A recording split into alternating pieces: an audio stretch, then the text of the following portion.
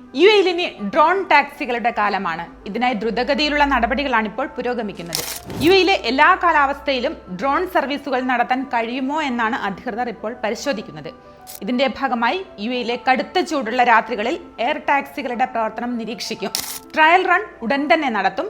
U S കമ്പനിയായ archer ഏവിയേഷനാണ് U എയിൽ flying ടാക്സികൾ പറത്താനൊരുങ്ങുന്നത്. വിശദമായ പരീക്ഷണ പറക്കലുകൾക്ക് ശേഷം ആദ്യം ദുബായ് നഗരത്തിൽ വളരെ കുറഞ്ഞ യാത്രക്കാരെ മാത്രം ഉൾപ്പെടുത്തി സർവീസ് നടത്തും.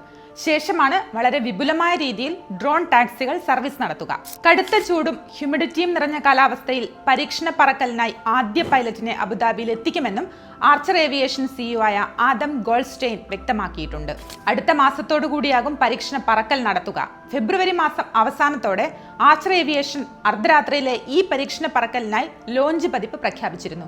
ഈ ആദ്യ പതിപ്പ് യു എയിൽ പറക്കുന്ന ടാക്സിക്കായി തന്നെ ഉപയോഗിക്കും. ഡ്രോൺ ടാക്സി സർവീസിനായി അബുദാബി ഏവിയേഷനുമായി ആർച്ചർ ഉദ്യോഗസ്ഥർ ഇപ്പോൾ സഹകരിച്ച് പ്രവർത്തിക്കുകയാണ്. പൈലറ്റ് പരിശീലനവും ഫ്ലൈറ്റ് നിയന്ത്രണവും ഉൾപ്പെടെ എല്ലാ നടപടികളിലും ഇരുവരും സഹകരിച്ചാണ് പ്രവർത്തിക്കുക.